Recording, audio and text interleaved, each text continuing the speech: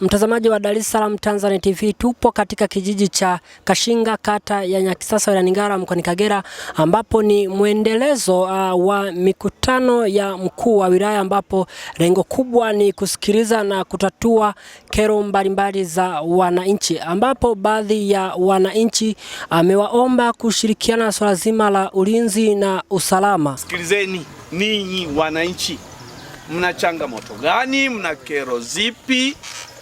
Na zipate majibu. Ndio maana natembea na hii timu yangu yote, niko nayo wataalamu hawa hapa. Kamati ya usalama ipo.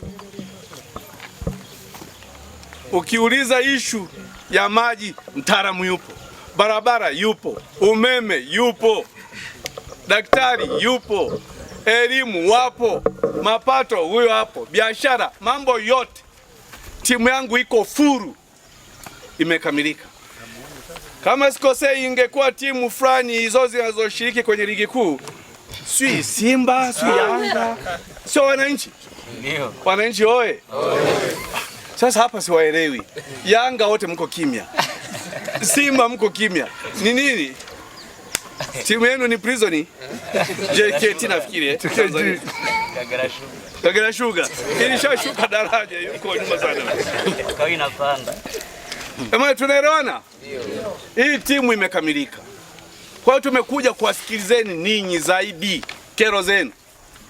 Kabla sijaendelea, Mheshimiwa Diwani, nikushukuru sana mwenyeji.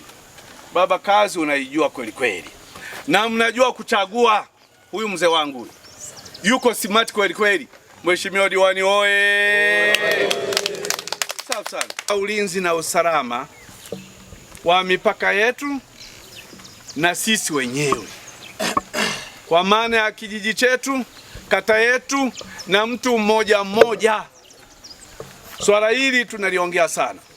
Mimi mkuu wa wilaya na mwenyekiti wa kamati ya usalama ya wilaya na wajumbe wake, ndo hao makamanda walikuwa wanapiga masaruti hivi pa, na katibu tawala wetu, kijana wetu sijakusahau, Nelson Tawara anawakilisha dasi wetu Festo. Swala la ulinzi na usalama DC ni la kwake na kamati yake ya usalama, na mkurugenzi yumo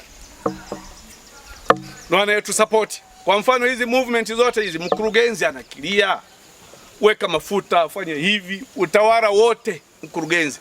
Ndio maana wakuu wa idara wapo kuwezesha hizi ziara ziwe zenye mafanikio. Ndugu zangu, ni wajibu wa mkuu wa wilaya, wakuu wa wilaya wote nchi nzima. Kazi zetu ni hizi: kuwatembeleeni wananchi, kuwasikilizeni kero zenu, mtueleze, tushe ya kwenu yawe ya kwetu, ya kwetu tuwape.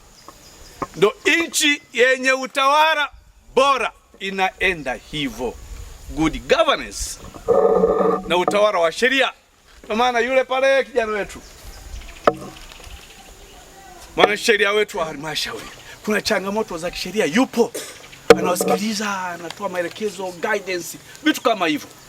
Kwa hiyo sisi Ngara tunaenda hivyo na nchi nzima. Na sasa tunaelewana? Ndio. Kwa hiyo maana tuko hapa.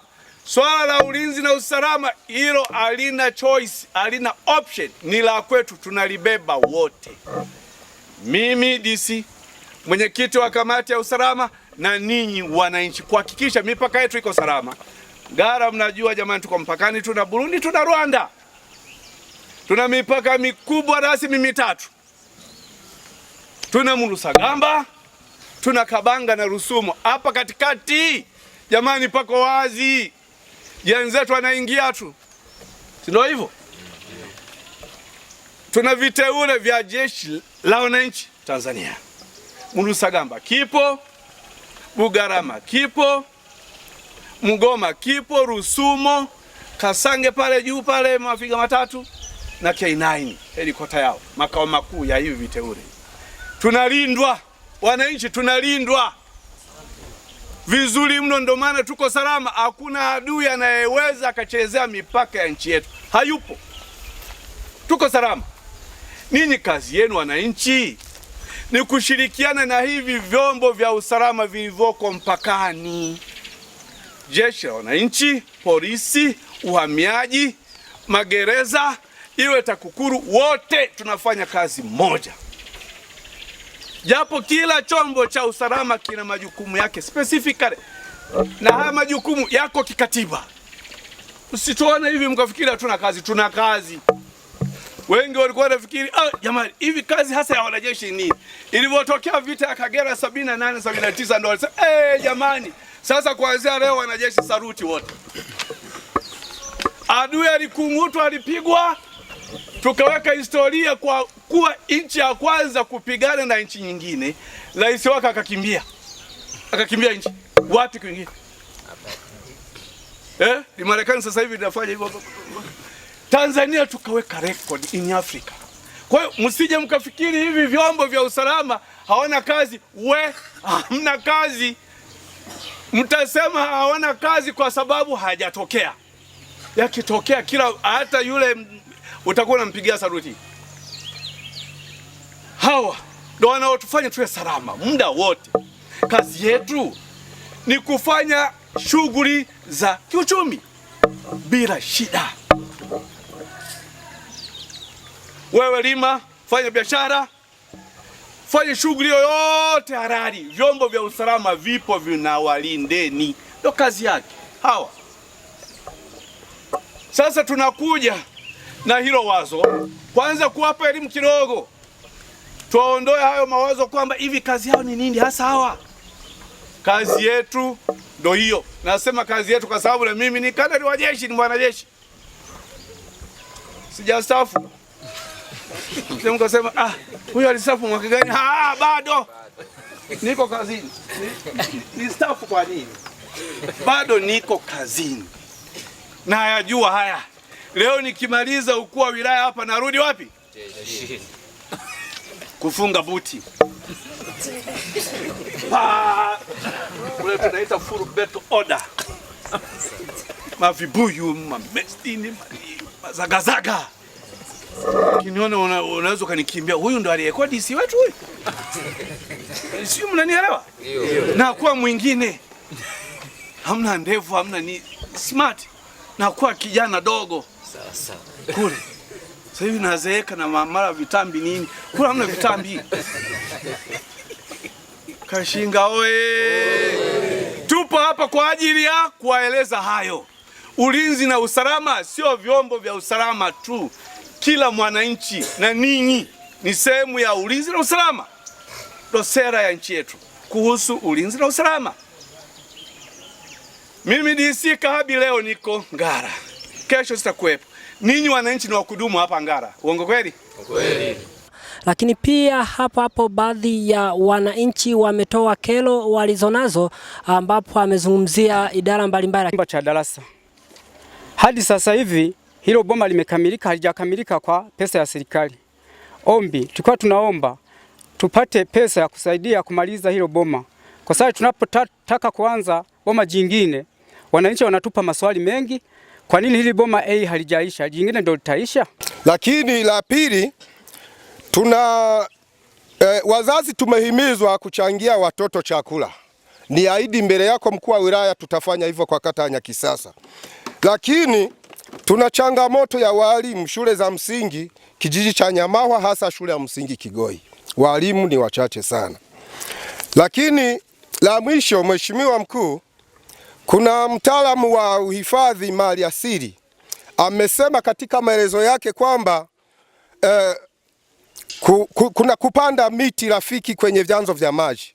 Tulipenda kujua Wananyakisasa ni aina gani ya miti inayostahili kupandwa katika maeneo vyanzo vya maji.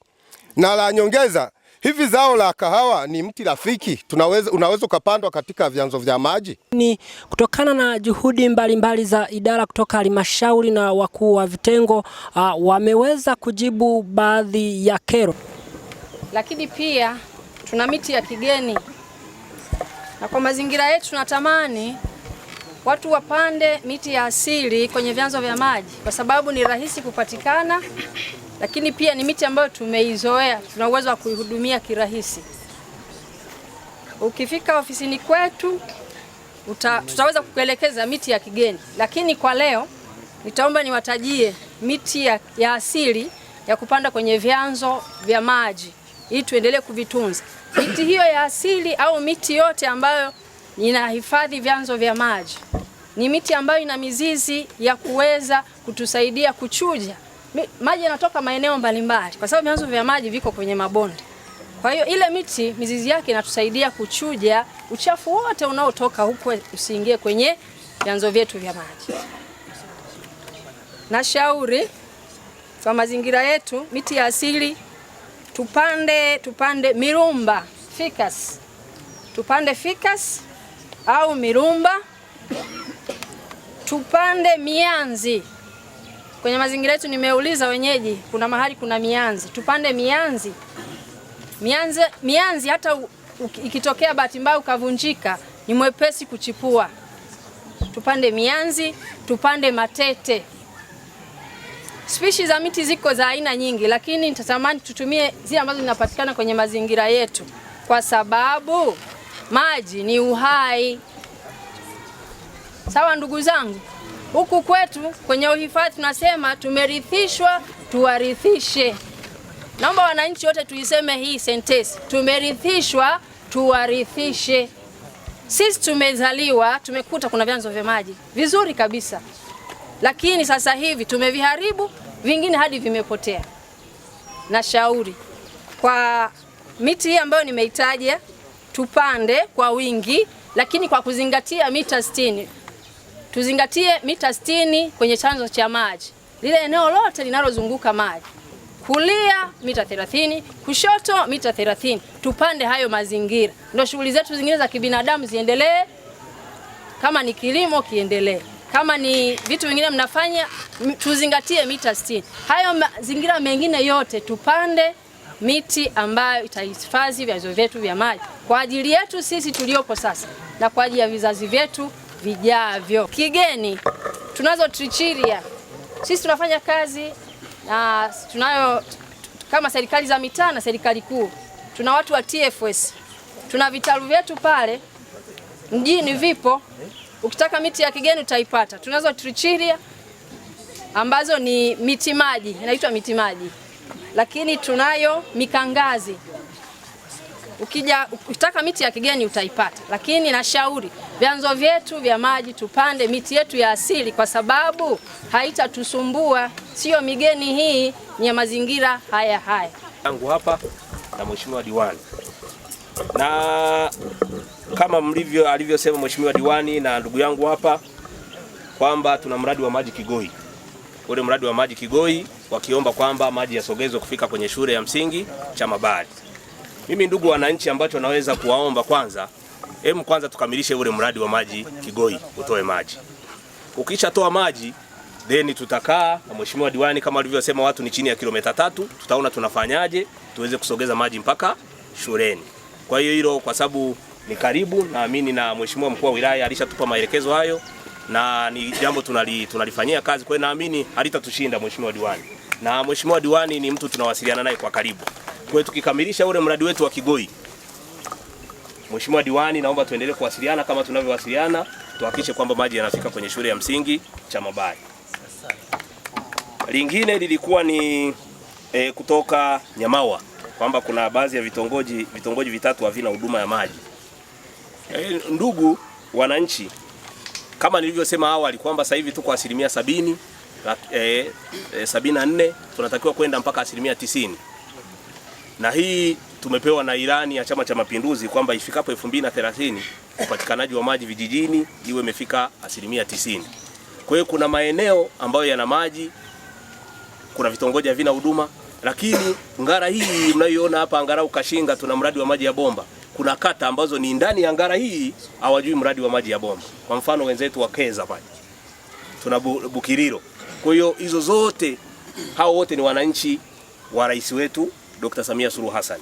Kwa hiyo wakati anavyotekeleza miradi kuna vipaumbele kuangalia, kwanza tuanze na huyu ana shida zaidi, tukitoka huyu tuende na huyu. Kwa hiyo mimi nawaomba kwamba tuendelee kuvumilia na sisi tutafikiwa. Kama nilivyosema kwamba Dr. Samia Suluhu Hassan aliingia tuna 60% ya upatikanaji wa maji. Tumeshaenda mpaka 74%. Zaidi ya bilioni 17 tumezipokea Ngara. Kwa hiyo kuna baadhi ya maeneo wenzetu wana Ngara hawa wamepata huduma ya maji. Walikuwa na shida kubwa, wakiwepo Rusumo, Murusagamba na maeneo mbalimbali. Kwa hiyo naamini na sisi tutafikiwa. Kwa hiyo tuendelee kuvumilia, lakini kuwa na imani na serikali yetu kwamba inafahamu kwamba tuna changamoto hiyo ya maji na tutaweza kufikiwa wakati utakapofika. Na lingine lilikuwa ni la mheshimiwa mwenyekiti wa kijiji cha Kigoi. Tukasanifu, tukaomba kibali cha kutangaza mradi, tumeshatangaza mradi uko unatekelezwa. Kwa hiyo ni hatua za mwisho sasa za wananchi kuanza kunufaika. Na kama kumlifuatilia bunge juzi, Alhamisi iliyopita ilipitishwa bajeti ya Wizara ya Maji trilioni 1.12. Kipaumbele cha kwanza ilikuwa ni kuhakikisha tunakamilisha miradi inayoendelea ikiwemo hii ya Kigoi na maeneo mbalimbali ambayo haijakamilika. Kwa hiyo tunaamini kwamba hii miradi inaenda kukamilika, baada ya hapo tutaanza miradi mingine. Kwa hiyo ndugu mwenyekiti wa Kigoi, naomba upeleke hizi salamu kwa wananchi, wawe na imani na serikali yao. Huu mradi utakamilika na wataanza kupata huduma ya maji iliyokusudiwa.